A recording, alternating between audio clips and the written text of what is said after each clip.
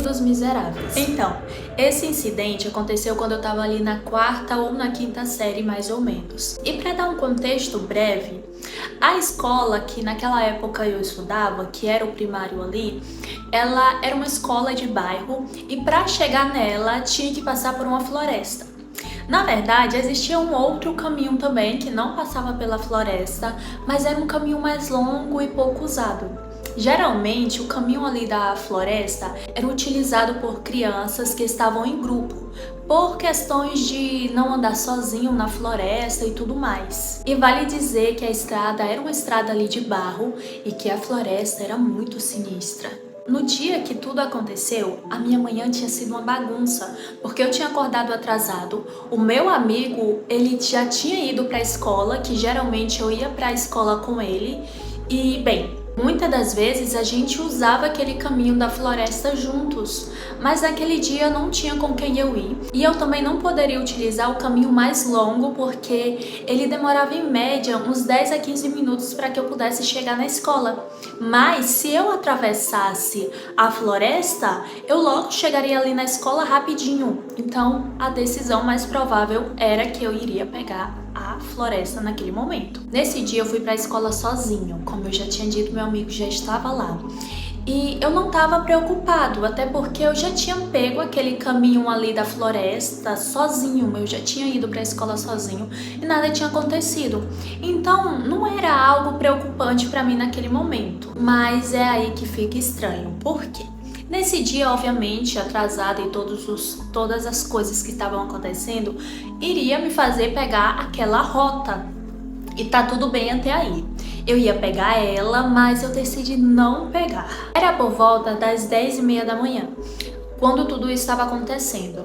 E eu sabia que eu chegaria mais ou menos ali por volta de 10h45, que seria o horário do recreio. Eu queria chegar pelo menos estourando até 11h15. Por quê?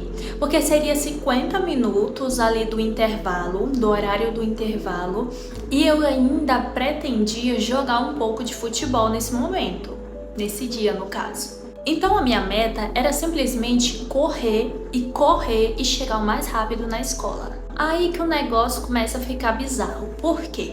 Porque eu tive a sensação de que não seria legal eu pegar aquela rota ali pela floresta naquele dia, exclusivamente naquele horário.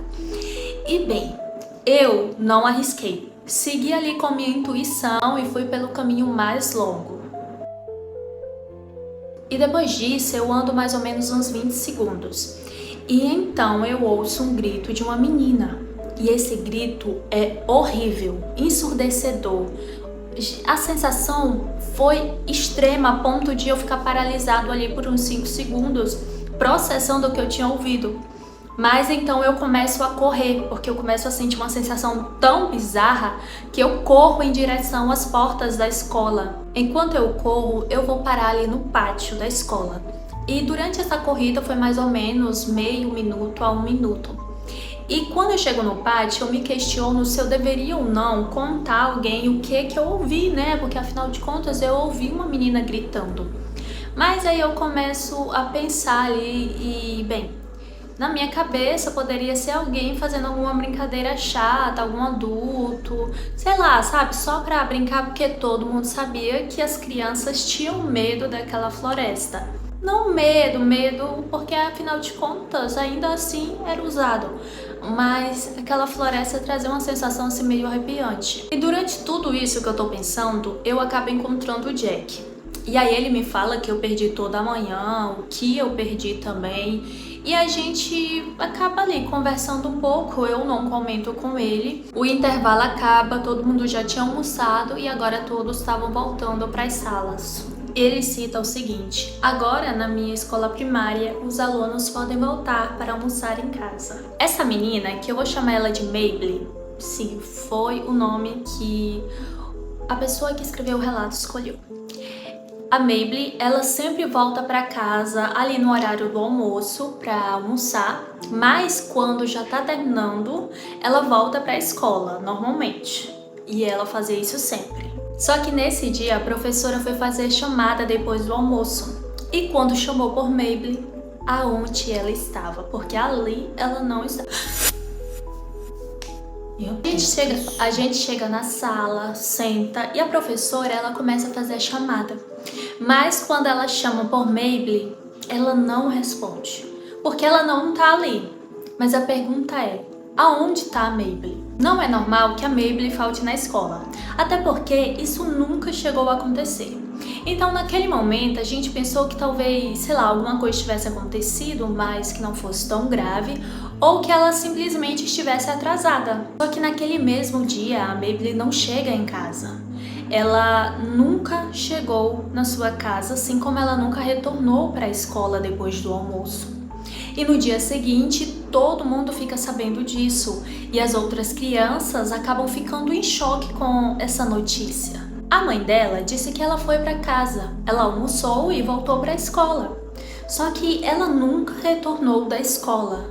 Agora que eu estou escrevendo esse relato, eu posso dizer que eu lembrei de ter contado à professora de ter ouvido um grito de uma menina enquanto eu estava indo para a escola naquele horário. Só que no dia seguinte, a gente entra em lockdown. Começam a procurar ela desesperadamente. Eles começaram a busca por volta ali das 5 horas da tarde, mas infelizmente ela nunca foi encontrada. Só que agora é que vem o ponto bizarro. Presta atenção. A polícia encontrou coisas sinistras na floresta.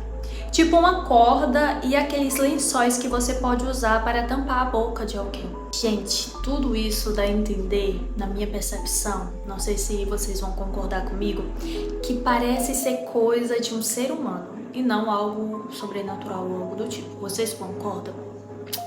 Ai, eu fico triste porque além de envolver uma criança, a gente percebe que o ser humano não tem jeito.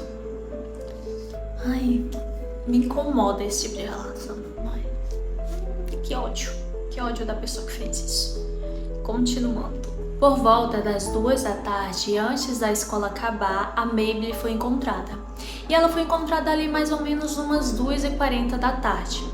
Mas ela foi encontrada em um porão vazio e sinistro. E não só isso. O porão, ele era meio que inacabado também, sabe? Como se não tivessem terminado de concluir ele. Depois disso, tudo que eu lembro é que a escola colocou uma regra muito rígida, de que os alunos não poderiam sair da escola sem a assinatura dos pais. A Maybelline mudou muito.